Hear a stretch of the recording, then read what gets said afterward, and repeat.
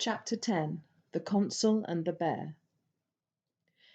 John Farr and the other leaders had decided that they would make for Trollesund, the main port of Lapland. The witches had a consulate in the town, and John Farr knew that without their help, or at least their friendly neutrality, it would be impossible to rescue the captive children. He explained his idea to Lyra and Father Coram next day, when Lyra's seasickness had abated slightly. The sun was shining brightly, and the green waves were dashing against the bows, bearing white streams of foam as they curved away. Out on the deck, with the breeze blowing and the whole sea a sparkle with light and movement, she felt little seasickness at all. And now that Pantalaimon had discovered the delights of being a seagull, and then a stormy petrel and skimming the wave tops, Lyra was too absorbed by his glee to wallow in landlubberly misery. John Farr, Father Coram, and two or three others sat in the stern of the ship, with the sun full on them, talking about what to do next. "Now Father Coram knows these Lapland witches," John Farr said, "and if I ain't mistaken there's an obligation there." "That's right, John," said Father Coram. "It were 40 years back, but that's nothing to a witch. Some of 'em live to many times that."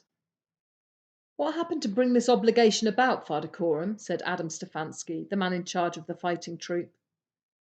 "I saved a witch's life," Father Coram explained.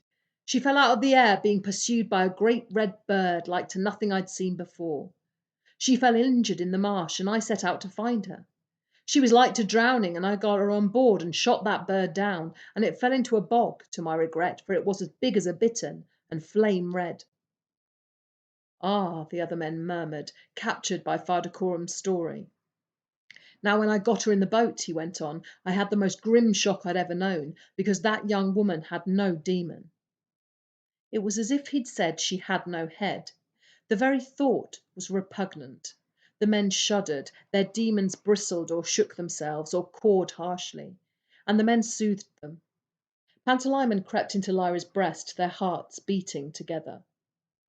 "At least," Father Coram said, "that's what it seemed.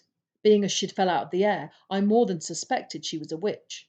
She looked exactly like a young woman, thinner than some and prettier than most, but not seeing that demon gave me a hideous turn." "And they got demons then, the witches?" said the other man, Michael Canzona. "Their demons is invisible, I expect," said Adam Stefanski. "He was there all the time, and Father Coram never saw him."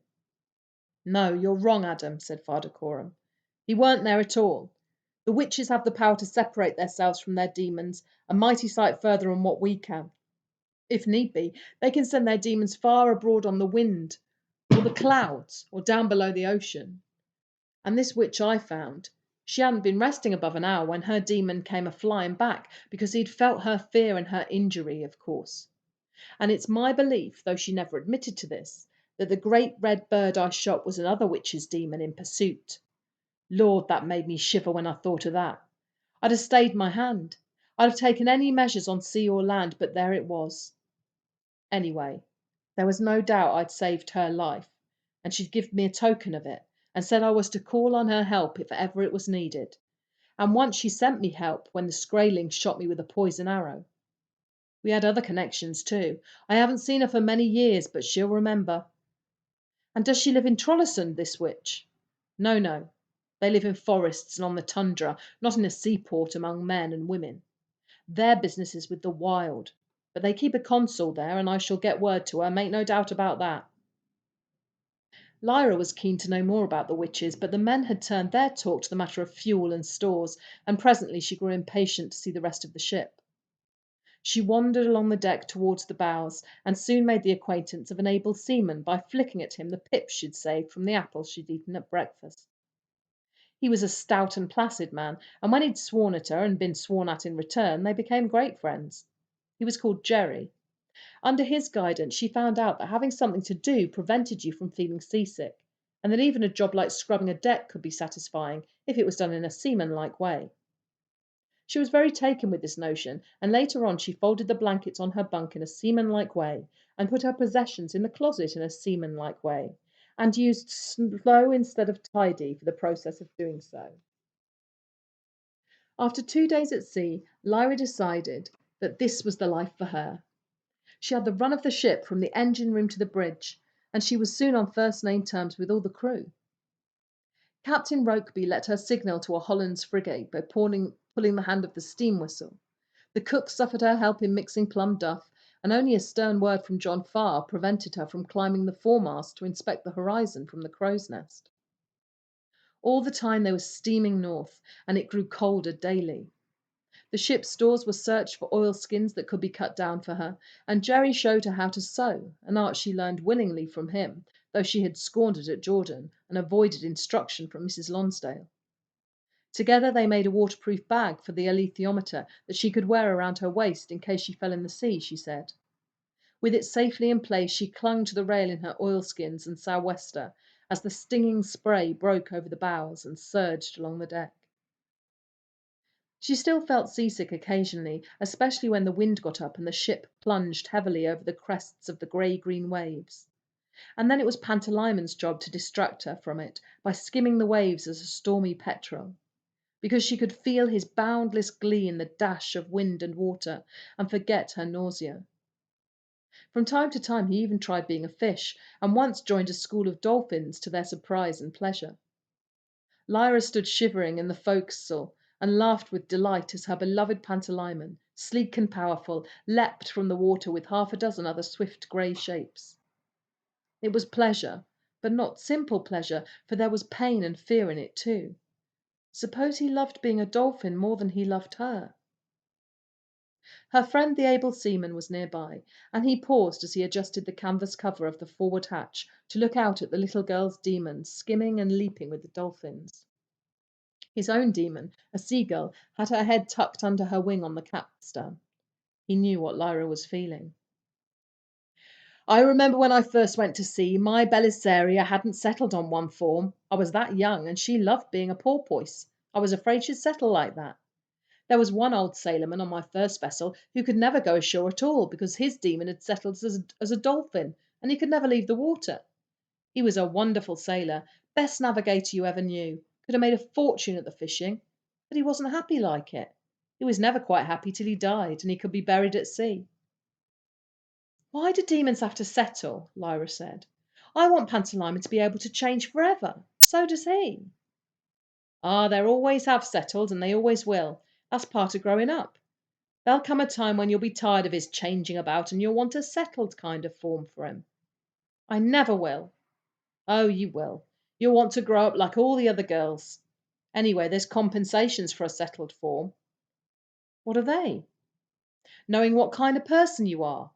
Take old Belisaria. She's a seagull, and that means I'm a kind of seagull too. I'm not grand and splendid nor beautiful, but I'm a tough old thing and I can survive anywhere and always find a bit of food and company. That's worth knowing, that is. And when your demon settles, you'll know the sort of person you are.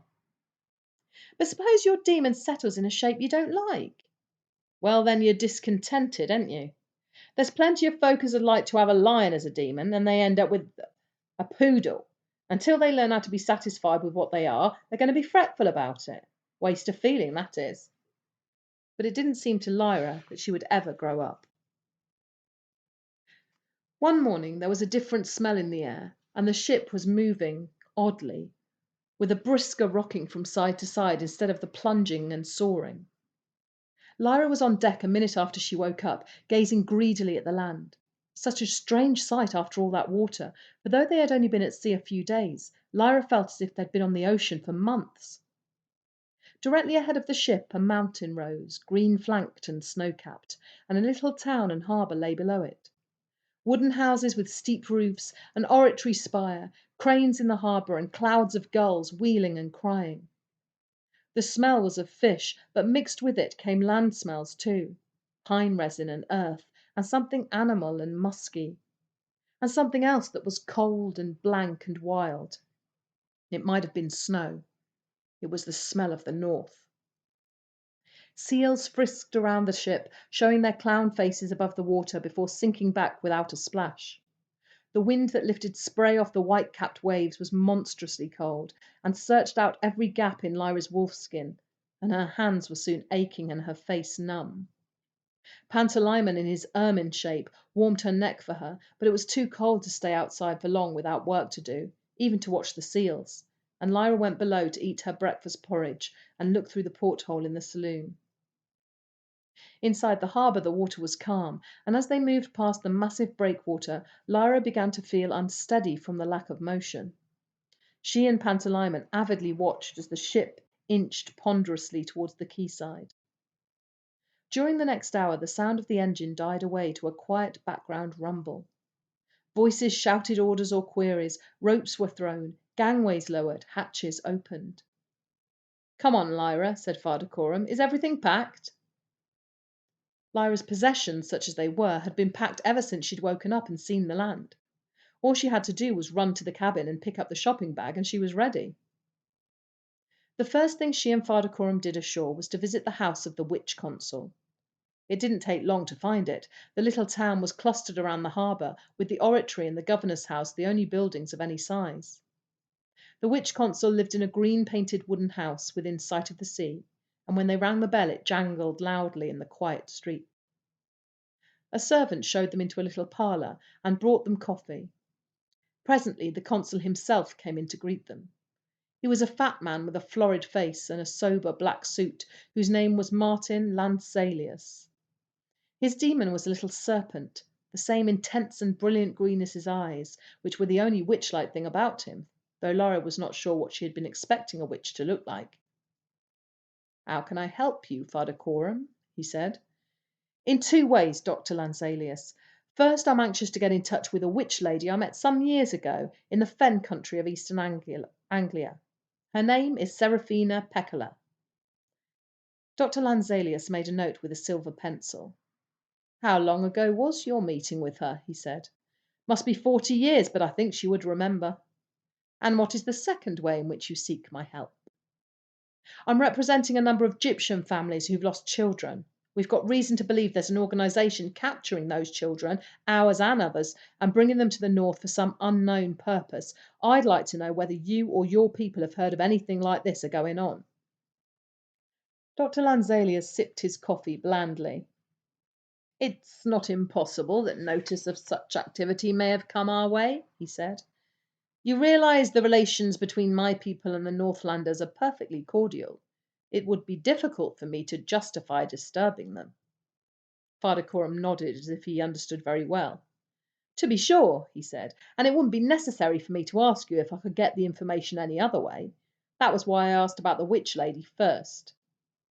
Now Dr. Lansalius nodded as if he understood. Lyra watched this game with puzzlement and respect. There were all kinds of things going on beneath it, and she saw that the witch consul was coming to a decision. "Very well," he said. "Of course that's true, and you'll realise that your name is not unknown to us, Father Coram. Seraphina Peccala is queen of a witch clan in the region of Lake Inara. As for your other question, it is of course understood that this information is not reaching you through me." "Quite so." "Well, in this very town there is a branch of an organisation called the Northern Progress Exploration Company, which pretends to be searching for minerals, but which is really controlled by something called the General Oblation Board of London. This organisation, I happen to know, imports children. This is not generally known in the town. The Norway government is not officially aware of it. The children don't remain here long. They are taken some distance inland." "Do you know where, Dr. Lansalius?" "No. I would tell you if I did." "And do you know what happens to them there?" For the first time Dr. Lansalius glanced at Lyra. She looked stolidly back. The little green serpent demon raised her head from the consul's collar and whispered tongue-flickeringly in his ear. The consul said, "I have heard the phrase the Maystadt process in connection with this matter. I think they use that in order to avoid calling what they do by its proper name. I have also heard the word intercision, but what it refers to I could not say." "And are there any children in the town at the moment?" said Father Coram. He was stroking his demon's fur as she sat alert in his lap. Lyra noticed that she had stopped purring. "No, I think not," said Dr. Lansalius. "A group of about 12 arrived a week ago and moved out the day before yesterday." "Oh, as recent as that? Then that gives me a bit of hope. How did they travel, Dr. Lansalius?" "By sledge." "And you have no idea where they went?" "Very little. It is not a subject we are interested in."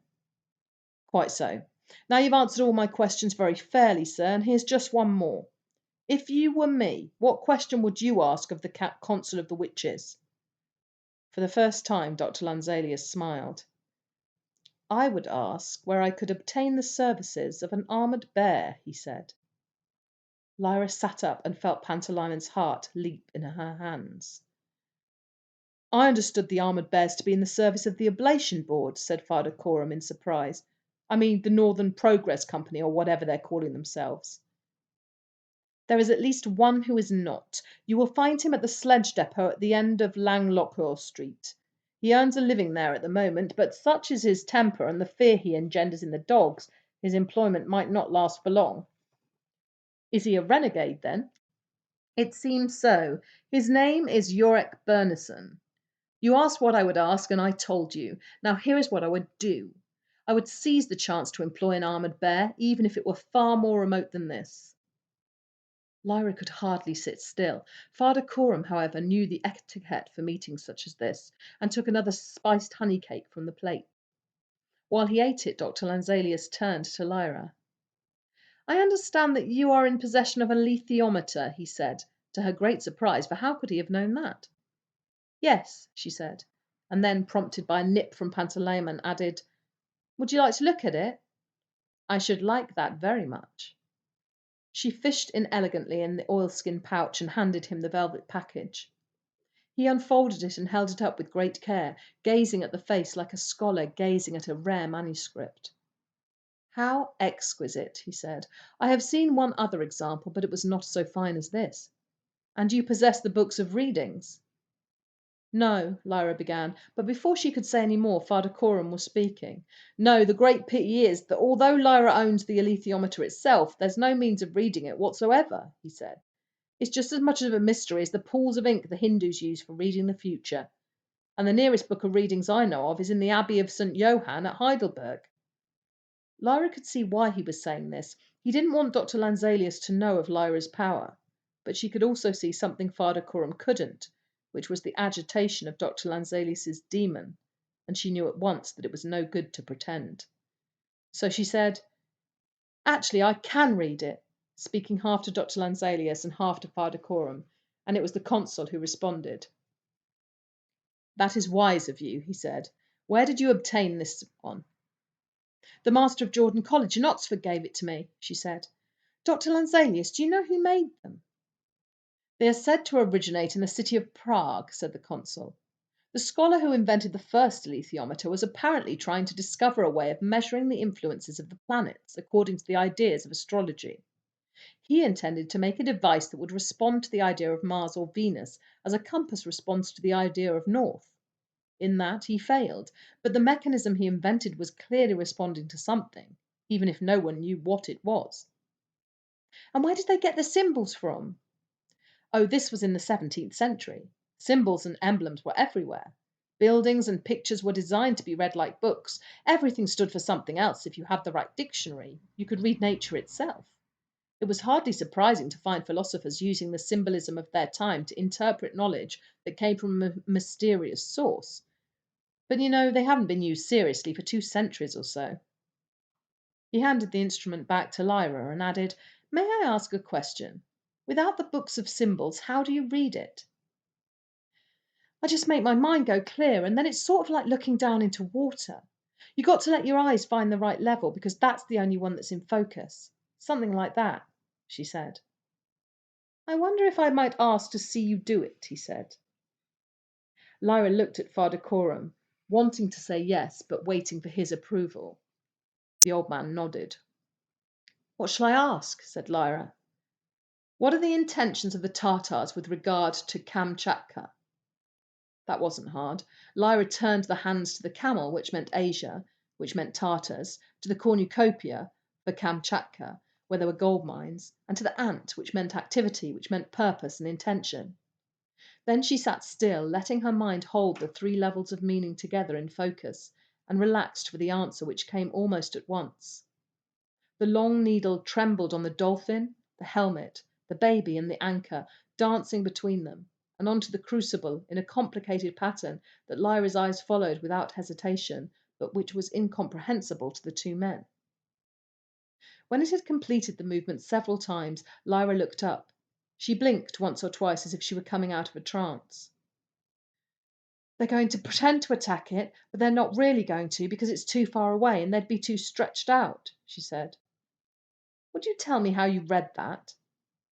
The dolphin, one of its deep down meanings is playing, sort of like being playful, she explained. I know it's that one because it stopped that number of times and it just got clear at that level, but nowhere else.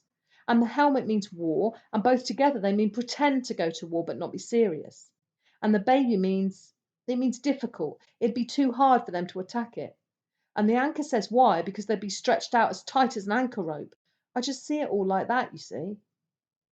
Dr. Lanzalius nodded. Remarkable, he said. I am very grateful. I shall not forget that. Then he looked strangely at Father Coram and back at Lyra. Could I ask you for one more demonstration? He said. In the yard behind this house you will find several sprays of cloud pine hanging on the wall. One of them has been used by Seraphina Peccala, and the others have not. Could you tell which is hers? Yeah, said Lyra, always ready to show off, and she took the alethiometer and hurried out. She was eager to see cloud pine because the witches used it for flying, and she'd never seen any before. While she was gone, the consul said, Do you realise who this child is? She's the daughter of Lord Asriel, said Father Coram, and her mother is Mrs. Coulter of the Oblation Board. And apart from that? The old Egyptian had to shake his head. No, he said, I don't know any more. But she's a strange, innocent creature, and I wouldn't have her harmed for the world. How she comes to read that instrument I couldn't guess, but I believe her when she talks of it. Why, Dr. Lanzalius, what do you know about her? The witches have talked about this child for centuries past, said the consul. Because they live so close to the place where the veil between the worlds is thin, they hear immortal whispers from time to time, in the voices of those beings who pass between the worlds. And they have spoken of a child such as this, who has a great destiny that can only be fulfilled elsewhere, not in this world, but far beyond. Without this child we shall all die, so the witches say. But she must fulfill this destiny in ignorance of what she is doing, because only in her ignorance can we be saved. Do you understand that, Father Coram? No, said Father Coram, and I'm unable to say that I do. What it means is that she must be free to make mistakes. We must hope that she does not, but we can't guide her. I am glad to have seen this child before I die. But how did you recognise her as being that particular child?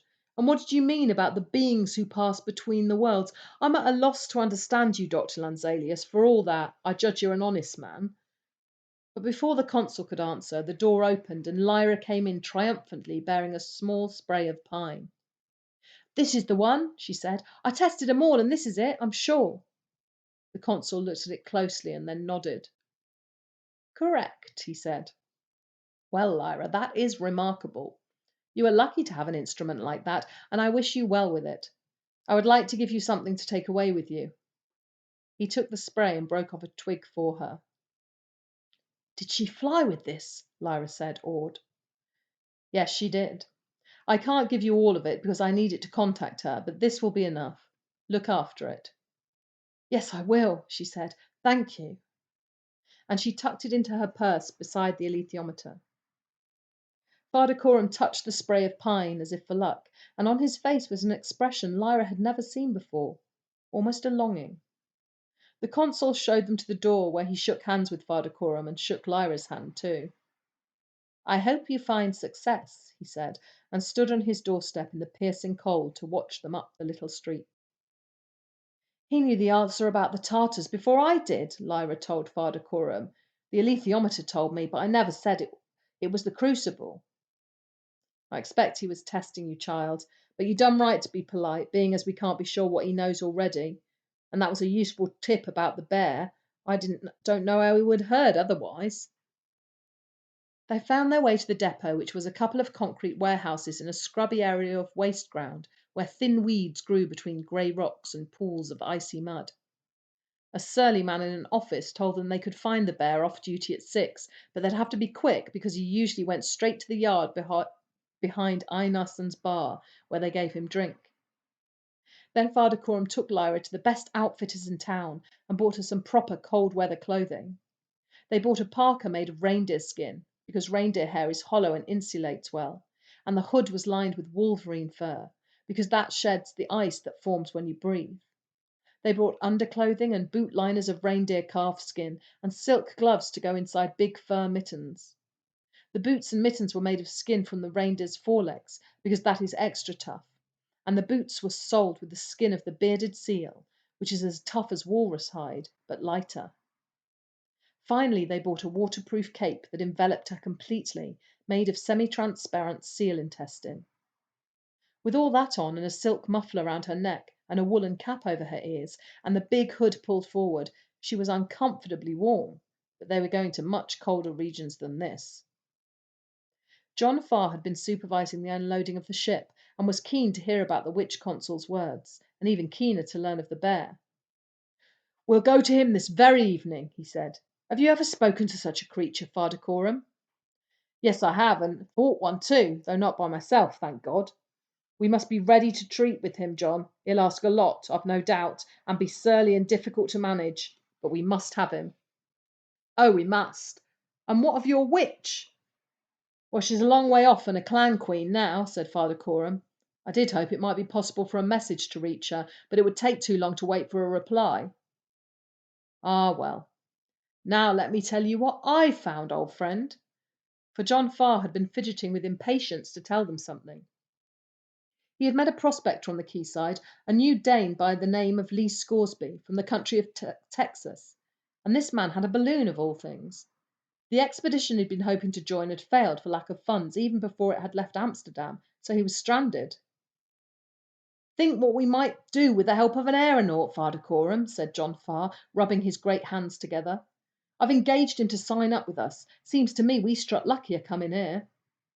"Luckier still if we had a clear idea of where we were going," said Father Coram, but nothing could damp John Farr's pleasure in being on campaign once more.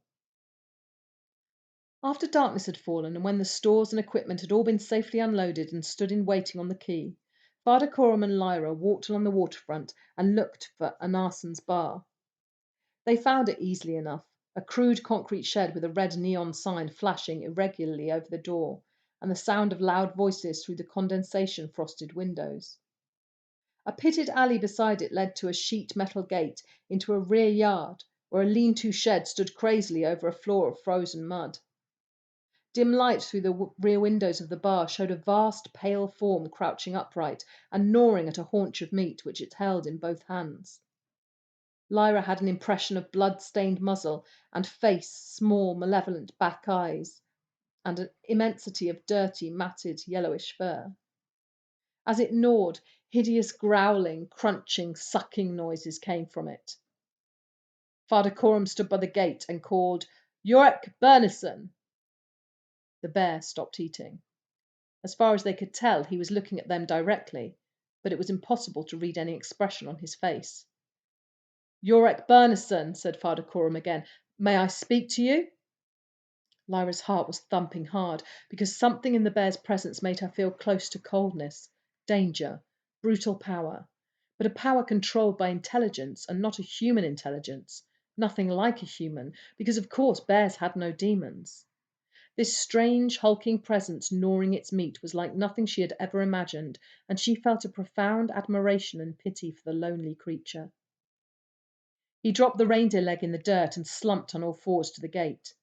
Then he reared up massively, 10 feet or more high, as if to show how mighty he was, to remind them how useless the gate would be as a barrier. And he spoke to them from that height. "Well, who are you?" His voice was so deep it seemed to shake the earth. The rank smell that came from his body was almost overpowering. "I'm Father Coram from the Egyptian people of Eastern Anglia, and this little girl is Lyra Balequa."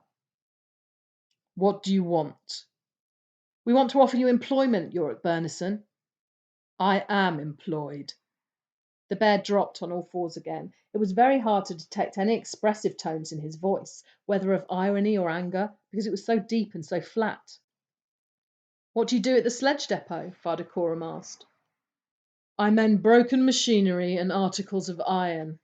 I lift heavy objects." What kind of work is that for a Panzerbjörn? Paid work. Behind the bear, the door of the bar opened a little way, and a man put down a large earthenware jug before looking up to peer at them. Who's that? Strangers, said the bear. The bartender looked as if he was going to ask something more, but the bear lurched towards him suddenly, and the man shut the door in alarm. The bear hooked a claw through the handle of the jar and lifted it to his mouth. Lyra could smell the tang of the raw spirits that splashed out. After swallowing several times, the bear put the jar down and turned back to gnaw his haunch of meat, heedless of Father Coram and Lyra, it seemed. But then he spoke again. What work are you offering? Fighting, in all probability, said Father Coram. We're moving north until we find a place where they've taken some children captive. When we find it, we'll have to fight to get the children free, and then we'll bring them back. And what will you pay? I don't know what to offer you, Yorick Bernison. If gold is desirable to you, we have gold. No good. What do they pay you at the sledge depot? My keep here in meat and spirits. Silence from the bear, and then he dropped the ragged bone and lifted the jar to his muzzle again, drinking the powerful spirits like water.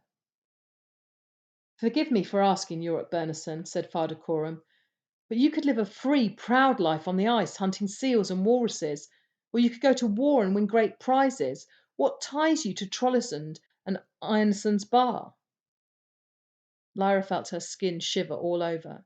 She would have thought a question like that, which was almost an insult, would enrage the great creature beyond reason, and she wondered at Father Coram's courage in asking it.